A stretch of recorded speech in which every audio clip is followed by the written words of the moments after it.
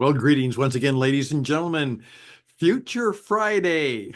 Friday is the day we think about the future. We think about leadership, and it's Transformation Day as we continue to learn more about the era that is upon us and how we will have to be affected by and we will have to enter in many respects, the transformation zone. And my friend Joe is continuing his adventure with the book that he is going to write. And I'm encouraging him to also make it into a books, a BOOX.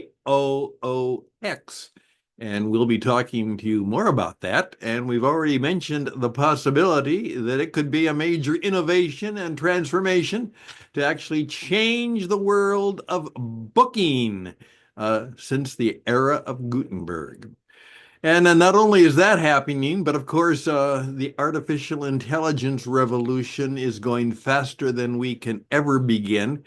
And it didn't catch me by surprise, but as I began to look at it, I had a good deal of cynicism and skepticism, and I still do in some respects, but I have to adjust my thinking because I have discovered that in so many ways, if it's used properly and spiritually sound and in good ways, that it can be very, very helpful and useful.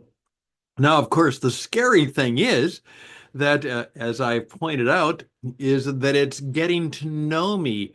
Um, in fact, I did a podcast and then I had my transcript from that, easy to do, gave the transcript to my AI robot, and it came back and said, Stan, in the summary that I make and in the article that I write based on your radio transcript, would you like me to include some material from the podcast you did 2 weeks ago?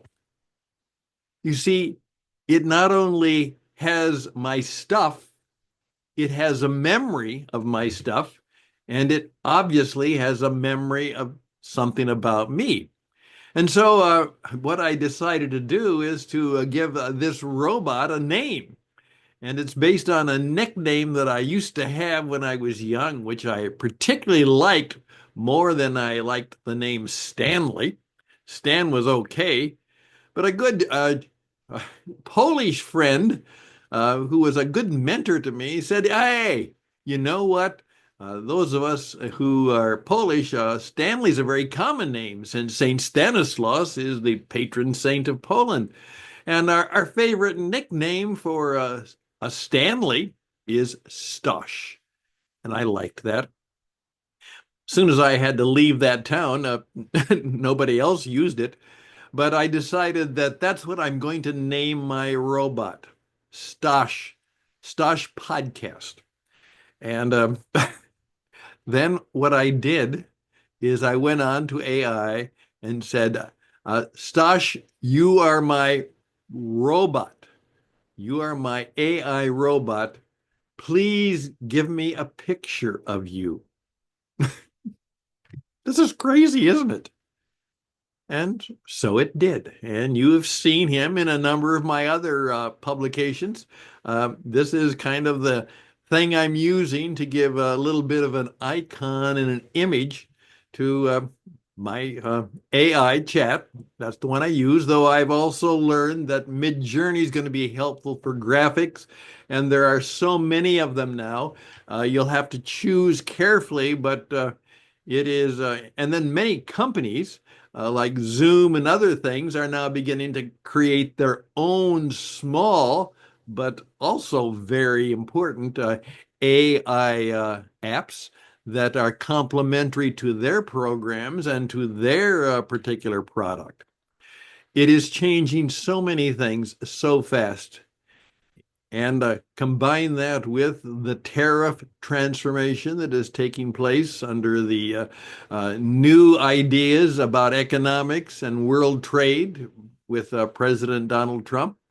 We just found out that his idea of getting big trade deals was successful in that at least Great Britain, one of the big American allies and trading partners, has agreed to a trade deal. And that is somewhat of a breakthrough because what he, of course, is trying to do, because the man knows the numbers, he really does, is that if he can get enough trade deals with the big players, the small players will have to go along.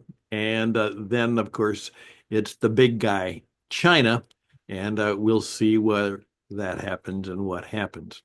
And of course, much of uh, economic development and world global politics strategy is all based on some of these economic and power factors.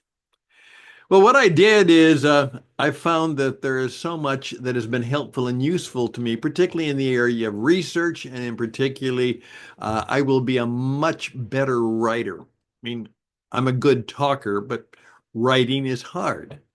But if you can talk and speak well to your robot and compliment him and prompt him and prime him in the right way, he can be very, very helpful. Now, what I did is I have a very close friend client who I'm helping put together a description. And he's very well known in his industry and in his community. He's a very prominent man and he's had a great reputation. And so, knowing that, what I did is I asked my robot to give me a summary and a description of my friend, and I gave his name and which one he was in a particular area and some of the things about him. And I wanted to see what would come up. And I said, I don't want it to be evaluative. I don't want an evaluation of my friend. I would just simply like a description of his life. It was amazing. It was amazing. Um, Here's the good question. What would happen if I would ask my robot to make a summary of you and your life and to describe you? What do you think it would say? Have you ever thought about asking the AI that you're working with to write a description of you? Uh, Give me a descriptive biography and an evaluation of the work necessarily, or a description of the work and career and achievements of Stanley P. Hustad of Minnesota, Arizona, Carolina, you know, now at an advanced age in his 70s. So it kind of narrows it down. Then see what comes out of that. So I would really ask you to think about doing that. Now, here's the important thing. I've been telling young adults how to get your first job, how to market yourself. In fact, that's the big thing I want to do now is to help them learn how to market themselves in this new AI and this new economy world. And one of my first pieces of advice long time ago was clean up your internet mess. Get rid of all that stupid stuff that is on your Facebook or your Twitter account. Remember, all that stuff, complimentary or not, stupid, funny, joking, is now in the public record. And one of the first things a potential employer might do is do the very obvious. Go to their search engine, plug in your name, and look at your internet stuff. Well, that has even become more of an issue now in the AI world, where it can really search all of that out in a very deep and defined way. So if there is a problem, Like I said, you should always go into the search engine, just put in your name and see what comes up.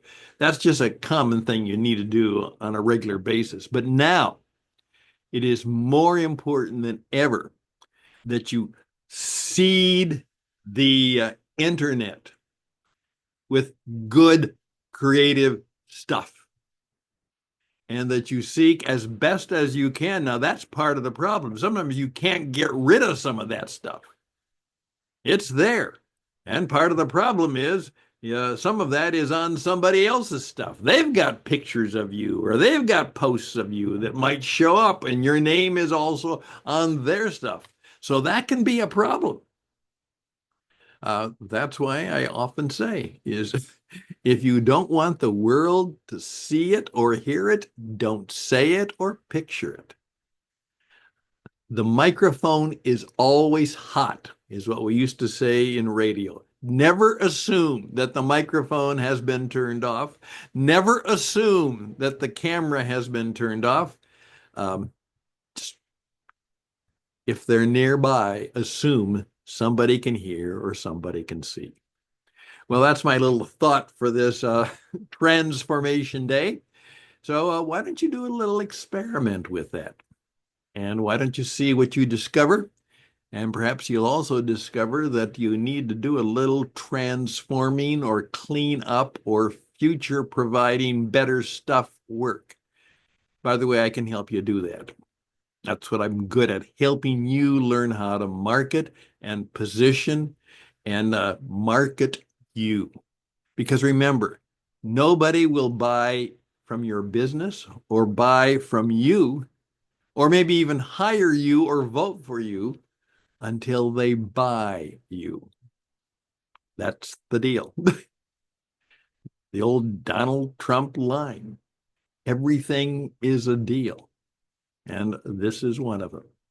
Hey, have a great weekend. Think about these things. I'm here to help you. And if you are in charge of any organization that needs young people, particularly younger adults, in there, as I say, their quarter crisis, their mid-quarter, they're in their 20s, and now they're graduating, and they need to know, don't do a resume. Throw away your resume. Yeah. Do a performance portfolio, do a story card, do a variety of things. As I say to people, is no one cares what you did in the past. The fact that you graduated from XYZ high school or perhaps XYZ college may mean nothing to them. And now, unfortunately, with the reputation, even as someone has said, is now because of the Harvard reputation, the fact that you are a Harvard graduate, I'd say, well, I don't like them anymore. um, all of that. What you need to do is to describe a little bit of what you can do and demonstrate how good you are and be able to indicate how you can help an organization do well. That's what they care about. That's what they care about. They don't care how wonderful you are. They want to know, are you useful and helpful?